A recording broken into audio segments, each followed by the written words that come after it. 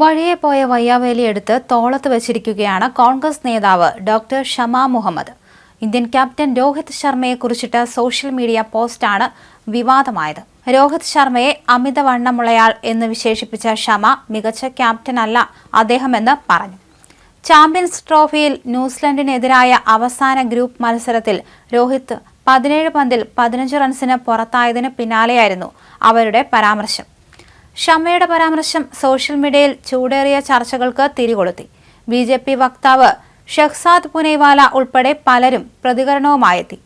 ഒരു കായിക താരം എന്ന നിലയിൽ രോഹിത് ശർമ്മയ്ക്ക് വണ്ണം കൂടുതലാണ്, ശരീരഭാരം കുറയ്ക്കണം. തീർച്ചയായും ഇന്ത്യ കണ്ടിട്ടുള്ളതിൽ വെച്ച് ഏറ്റവും മതിപ്പുളവാക്കാത്ത ക്യാപ്റ്റൻ, ഷമ സോഷ്യൽ മീഡിയ പ്ലാറ്റ്ഫോമായ എക്സിൽ കുറിച്ചു.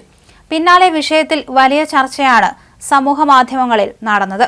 ഷമ മുഹമ്മദിനെ പിന്തുണച്ചും എതിർത്തും പലരും കമന്റുമായി എത്തി. രോഹിത് ശർമ്മ മികച്ച ക്യാപ്റ്റനാണെന്ന് ചൂണ്ടിക്കാണിച്ച ചിലർ വലിയ വിമർശനമാണ് ഉയർത്തിയത്. രോഹിത്തിന് ക്രിക്കറ്റിന്റെ എല്ലാ ഫോർമാറ്റുകളിലുമായി 72% വിജയം അവകാശപ്പെടാനുള്ളപ്പോൾ രാഹുൽ ഗാന്ധിക്ക് 100 തെരഞ്ഞെടുപ്പുകളിൽ 6% മാത്രമേ ഉള്ളൂവെന്നാണ് ഒരാൾ കമന്റ് ചെയ്തത്. പിന്നാലെ പ്രതികരണവുമായി BJP വക്താവ് ഷഹ്സാദ് പുനേവാലയും രംഗത്തെത്തി. രാഹുൽ ഗാന്ധിയുടെ നേതൃത്വത്തിൽ 90 തെരഞ്ഞെടുപ്പുകളിൽ തോറ്റവർക്ക് രോഹിത്തിനെ മതിപ്പുളവാക്കാത്ത ക്യാപ്റ്റൻ എന്ന് വിളിക്കാനാകില്ലെന്ന് ചൂണ്ടിക്കാണിച്ച് പുനേവാലെ കോൺഗ്രസിനെ പരിഹസിച്ചു. ക്യാപ്റ്റൻ എന്ന നിലയിൽ രോഹിത്തിന് മികച്ച ട്രാക്ക് റെക്കോർഡുണ്ടെന്നും അദ്ദേഹം ചൂണ്ടിക്കാണിച്ചു.